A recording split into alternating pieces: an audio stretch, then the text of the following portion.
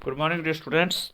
हम अपना chapter air पढ़ रहे थे। उसके अंदर हमने कुछ बेसिक सी जानकारी जो है एयर के बारे में पढ़ी थी कि एयर जो है हमारे सराउंडिंग फैली हुई जो बहुत सारी गैसेस का एक मिश्रण है, मिक्सचर है, बहुत सारी गैसेस जिसके अंदर शामिल है। और हमने कुछ गैसेस, कौन कौन सी गैसेस है उसके बारे में हमने थोड़ा सा पढ़ा था कि सबसे ज़्यादा मात्रा में नाइट्रोजन गैस है 78%। उसके बाद कार्बन डाइऑक्साइड जो बहुत इंपॉर्टेंट गैस है 0.03% टोटल एटमॉस्फेयर में है। और पेड़ पौधों को भोजन बनाने के लिए उसकी ज़रूरत होती है।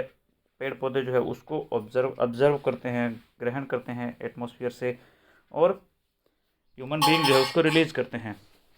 और सबसे मेन बात है कि कार्बन डाइऑक्साइड जो है वो हमारा जो एटमॉस्फेयर है उसको बैलेंस को मैनेज करती है। वो एक तरह से ग्रीन हाउस गैस है जो अर्थ के ऊपर हीट को रोकने का काम करती है। और यदि उसका परसेंटेज इंक्रीज होता है तो अर्थ जो है उसका जो एटमॉस्फेयर है उसमें चेंज आता है, जिसको हम नॉर्मली एक वर्ड आपने सुना होगा कहते हुए ग्लोबल वार्मिंग। तो ग्लोबल वार्मिंग जो है उसका रीज़न कार्बन डाइऑक्साइड ही है, क्योंकि कार्बन डाइऑक्साइड एक तरह से सन से जो हीट आती है उसको अर्थ के ऊपर रोकने का काम करती है। तो जितनी ज़्यादा कार्बन डाइऑक्साइड होगी उतनी ज़्यादा अर्थ का टेम्परेचर जो है वो इंक्रीज़ होगा। और उसका सीधा सा इफेक्ट हमारे क्लाइमेट के ऊपर पड़ता है, हमारा वेदर जो है उसके ऊपर पड़ता है कि बार बार ऑफ सीजन में बारिश होती है, जब सीजन होता है तो बारिश नहीं होती, या बहुत ज़्यादा गर्मी पड़ती है, बहुत ज़्यादा ठंड पड़ती है। तो ये सारी चीज़ें जो है वो ग्लोबल वार्मिंग का ही इफ़ेक्ट हैं। और दूसरा, क्योंकि जैसे जैसे हीट बढ़ेगी तो ग्लेशियर पिघलेंगे, सी लेवल जो है वो इंक्रीज़ होगा, तो बहुत सारे आइलैंड्स, कोस्टल एरिया जो है उसमें प्रॉब्लम्स आती है। तो कार्बन डाइऑक्साइड जो है वो बड़ी इंपॉर्टेंट गैस है और उसका बैलेंस बनाना बहुत ज़रूरी है। और बैलेंस बनाने के लिए सबसे मेन बात ये होती है कि हमें जो है अर्थ के ऊपर ट्रीज़ जो है, प्लांटेशन जो है वो ज़्यादा ज़्यादा करना चाहिए, ताकि हम जो है कार्बन, क्योंकि जितने ज़्यादा प्लांट्स होंगे, जितने ज़्यादा ट्रीज़ होंगे, वो एटमॉस्फेयर से उतनी ही ज़्यादा कार्बन डाइऑक्साइड जो है वो सोखेंगे और ऑक्सीजन को रिलीज़ करेंगे, जिससे बैलेंस जो है वो बना रहेगा। तो नेक्स्ट जो गैस है हमारी वो है ऑक्सीजन। जैसा कि आप सभी जानते हैं कि प्लांट्स जो है वो ऑक्सीजन जो है उसको रिलीज़ करते हैं, कार्बन डाइऑक्साइड को ग्रहण करते हैं। और ऑक्सीजन जो है वो ह्यूमन बीइंग के लिए बहुत ही इम्पोर्टेंट है, क्योंकि सभी पेड़ पौधे, जीव जंतु जो है वो ऑक्सीजन से सांस लेते हैं, उनका बॉडी जो है वो ऑक्सीजन से ही ऑपरेट होती है। तो टोटल एटमॉस्फेयर जो है उसके अंदर ऑक्सीजन की परसेंटेज जो है वो 21 है, यानी सेकेंड मोस्ट है। फर्स्ट हो गई 78, नाइट्रोजन हो गई, और 21% ऑक्सीजन हो गई, और 0.03% जो है वो CO2 है, कार्बन डाइऑक्साइड है। तो ये कहता है कि सबसे सेकंड नंबर की सबसे, और human and animals take oxygen from the air as they breathe. अपनी सांस के अंदर, सांस के रूप में ऑक्सीजन को लेते हैं। और green plants produce oxygen during photosynthesis, यानी प्रकाश संश्लेषण की प्रक्रिया जो होती है, भोजन बनाने की जो उनकी प्रोसेस होती है, उसके दौरान ग्रीन प्लांट्स जो है वो ऑक्सीजन जो है उसको रिलीज़ करते हैं, और कार्बन डाइऑक्साइड जो है उसको ग्रहण करते हैं। तो इस कारण से ऑक्सीजन की मात्रा जो है वो एटमॉस्फेयर के अंदर हमेशा बनी रहती है, इक्वल बना रहता है। If we cut trees then this balance get disturb.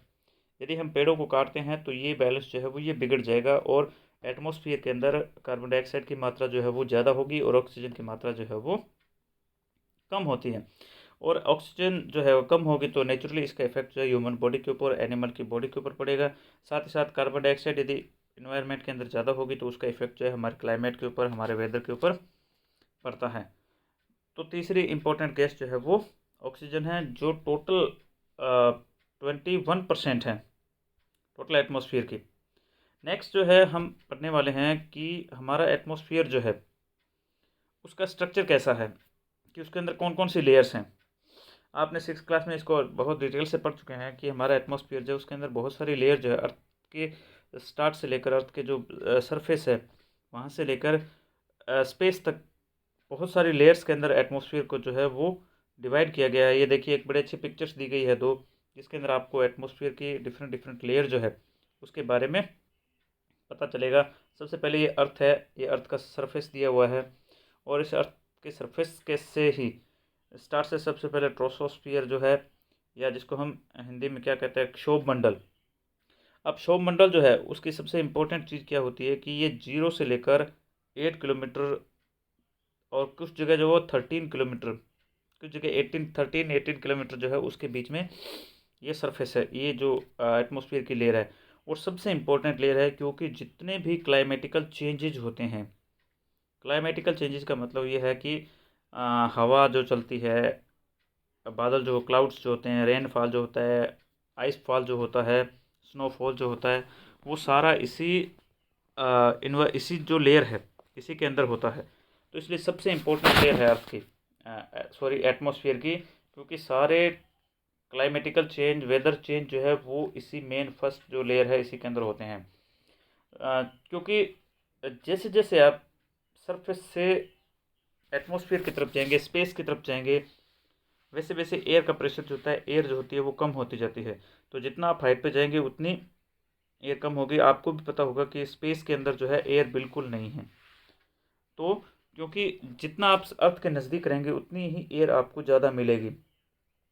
तो ये जो क्षोभ मंडल है ये हमारे लिए बहुत इम्पोर्टेंट है, क्योंकि सारे वेदर साइक्लोन जो आते हैं, तूफ़ान जो आते हैं, हवाएं जो तेज़ हवाएं चलती है, आंधी जो आती है, बारिश जो होती है, सारी जितने भी क्लाइमेटिकल चेंज है वो सारी इसी एटमॉस्फेयर की इस लेयर के अंदर होती है। अब सेकंड नंबर जो है वो है समताप मंडल, जिसको ट्रोपोस्फियर कहा जाता है। ये सेकंड, फर्स्ट लेयर में एयर की मात्रा सबसे ज़्यादा है, फिर जैसे जैसे आप जाएंगे वैसे वैसे एयर की मात्रा जो है वो कम होती जाती है। सेकंड जो है एयर 0 से 50 किलोमीटर तक, यानी सरफेस से 50 किलोमीटर तक फैली हुई है। और ये समताप, जैसा कि इसके नाम से है कि यहाँ टेम्परेचर जो है वो ज़्यादा इंक्रीज नहीं होता, ना ज़्यादा लो होता है, यानी यहाँ का एनवायरनमेंट जो है वो बिल्कुल समान रहता है, बराबर रहता है। यहाँ वेदर चेंज नहीं होता, एयर जो होती है उसके अंदर चेंज नहीं आता, उसकी स्पीड के अंदर चेंज नहीं आता। तो इसलिए जितने भी एरोप्लेन हैं वो सारे इसी के अंदर उड़ाए जाते हैं। क्योंकि यदि वो फर्स्ट लेयर के अंदर उड़ाएंगे तो कहीं से आंधी आ गई, तूफान आ गई, बारिश आ गई, तो उनको बहुत सारी प्रॉब्लम्स का सामना करना पड़ता है। तो इसलिए क्या करते हैं, सेकंड लेयर जो है, जो 0 से 50 किलोमीटर जो है उसी के अंदर एरोप्लेन जो है उसको रन करवाया जाता है। दूसरी चीज़, एक वर्ड आपने सुना होगा, ओजोन। ओजोन लेयर जो है वो, ओजोन जो है वो इसी के अंतर्गत आती है। ये देखिए ओजोन लेयर यहाँ दी हुई है, ये इसी के अंतर्गत हाइट के ऊपर। तो ओजोन क्या है, ओजोन सन से आने वाली ओजोन एक गैस है जो सन से आने वाले अल्ट्रा वायलेट वेव्स जो होती है, अल्ट्रा वायलेट किरणें जो होती है उनको रोकने का काम करती है। उनसे जो बेनिफिशियल है उनको सन अर्थ के ऊपर भेजती है, और जो बेनिफिशियल नहीं है उससे ऑब्जर्व कर लेती है, सोख लेती है, उसे अर्थ तक नहीं आने देती। लेकिन हो क्या रहा है कि ह्यूमन एक्टिविटीज से इस ओजोन लेयर को बहुत ज़्यादा नुकसान पहुंच रहा है। एक आपने गैस का नाम सुना होगा, CFC, क्लोरोफ्लोरोकार्बन। ये जो हम घरों में रेफ्रिजरेटर यूज़ करते हैं, एयर कंडीशनर यूज़ करते हैं, उससे CFC गैस निकलती है, जो कि ओजोन लेयर को बहुत ज़्यादा नुकसान पहुंचाती है। और आपने सुना भी होगा कि नॉर्थ पोल जो है उसके ऊपर ओजोन लेयर के अंदर एक बहुत बड़ा होल हो गया है, और डे पर डे वो होल जो है वो इंक्रीज होता जा रहा है। क्योंकि ओजोन लेयर के होल होने के कारण अल्ट्रावायलेट वेव्स जो है वो डायरेक्ट हमारे अर्थ के ऊपर आती है, जिसके कारण अर्थ का टेम्परेचर जो है वो धीरे धीरे इंक्रीज होता है। उसका अल्ट्रावायलेट वेव जो है वो उस ग्लेशियर जो है, नॉर्थ पोल की जो आइस जो है उसको पिघलाने का काम करता है। तो ओजोन लेयर जो है वो हमें बहुत प्रोटेक्ट करती है, लेकिन ह्यूमन एक्टिविटीज़ के कारण ये ओजोन लेयर जो है वो डे पर डे धीरे धीरे ख़त्म होती जा रही है, उसको नुकसान होता जा रहा है, जिसके कारण हमारे स्किन कैंसर जैसी डिजीज़ जो है, क्योंकि सीधी अल्ट्रावायलेट ह्यूमन बॉडी को जब टच करती है तो उसका बहुत बैड इफेक्ट पड़ता है। स्किन कैंसर जैसी बीमारियां जो है वो होती हैं। तो डियर स्टूडेंट्स, नेक्स्ट जो कुछ लेयर्स और जो हैं सन की, उनके बारे में हम नेक्स्ट जो अपना वीडियो आएगा उसके अंदर डिस्कस करेंगे। आप इस चैप्टर को कंटिन्यू रीड करते रहिए।